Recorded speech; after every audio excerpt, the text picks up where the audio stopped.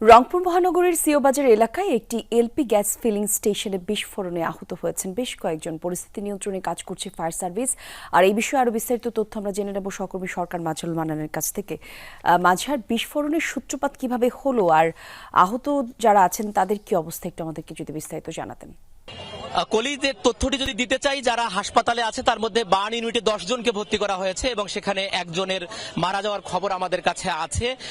তিনি আমরা সম্ভবত জেনেছি যিনি এখানকার যিনি ইঞ্জিনিয়ার, যিনি এই যে বয়লারটি যিনি মানে ঠিকঠাক করছিলেন তিনি হচ্ছেন মারা গেছেন, এরকমটি আমরা শুনেছি, তবে তার নাম আমরা এখনো জানতে পারিনি। আমি যদি আপনাকে তথ্যটি দিতে চাই, এই যে রংপুর মহানগরীর যে সিও বাজার যে এলপি গ্যাসটি আছে, অর্থাৎ এটা পরিশোধিত এলপি গ্যাস, এবং এই গ্যাসের এই যে বয়লারটি, এই গ্যাস পাম্পটি বন্ধ ছিল বেশ কিছুদিন ধরে, এটি চালু করা হবে সেজন্য যে তাদের যে ট্যাঙ্ক অর্থাৎ কূপটা ছিল, যে বয়লারটি ছিল, সেই বয়লারটি ঠিকঠাক করা হচ্ছিল এবং এখানে ওয়েল্ডিংও করা হচ্ছিল।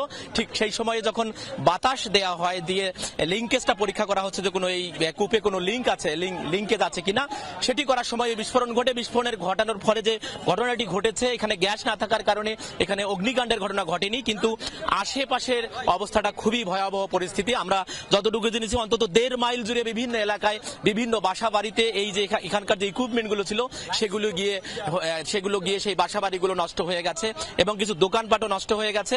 এবং ফায়ার সার্ভিস যেটি বলছে যে ক্ষয়ক্ষতিটা কি পরিমাণ হয়েছে সেটি এখন পর্যন্ত তারা নিশ্চিত করে বলতে পারছে না, তবে গ্যাস না থাকার কারণে একটি বড় ধরনের বিপদ থেকে রক্ষা পেল, এ ধরনের কথা তারা বলছেন। এবং এখানে সেনাবাহিনী এবং জি, ধন্যবাদ আপনাকে মাজহার।